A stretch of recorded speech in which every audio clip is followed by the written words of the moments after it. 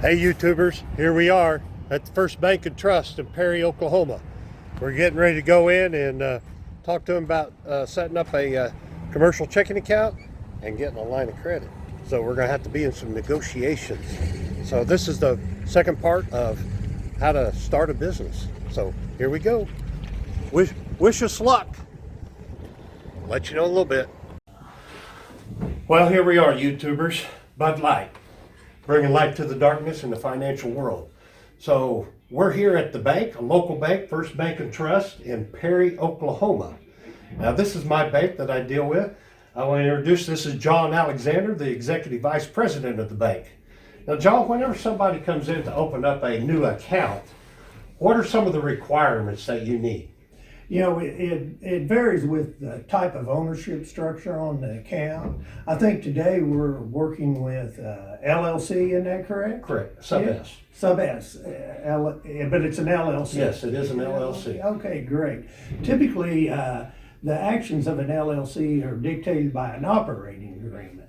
So a lot of times we're going to want to see the operating agreement, and he'll tell us who the members of the LLC and who's authorized to act as a manager on behalf of the LLC to authorize opening up the account, and we'll execute a resolution for that company to do business with us and state who's authorized to do that.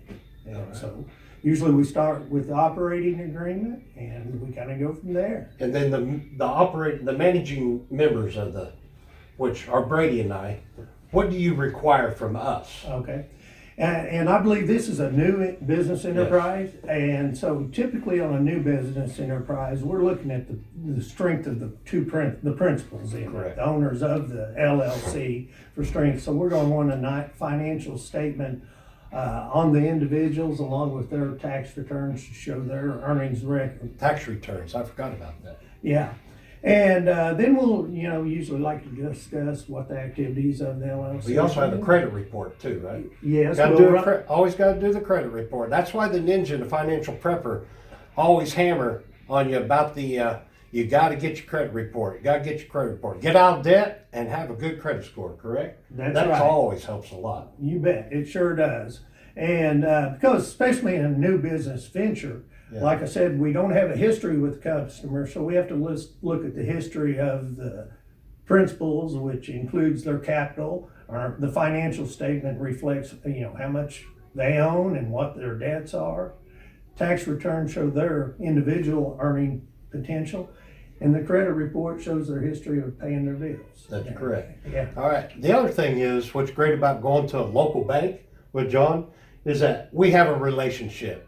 He's known me for quite a while, and he's not going to tell the camera here, you folks, what he thinks about me. So that's very important, developing a relationship. So I kind of have one up on here because John has known about my past activities, my other companies and businesses, and so that helps a lot. Unless when you're coming out of the cold, just meeting somebody for the first time, obviously you got a lot bigger hurdle to get over instead of somebody who's built a relationship. So that's kind of how you get going in a bank on starting a business. He's going to go through our information right here, and then, like I said before, we're going to negotiate on a line of credit here to help with our business. Because as the ninja says, and also the financial prepper and myself, is that if you can use the debt to grow your business, you're not taxed on that using the debt from that side of the fence. And therefore you build a relationship and a cash flow system, and that takes time. And so we're going to see how this goes. I'll let you know a little bit later. Thank you, John. Thank you.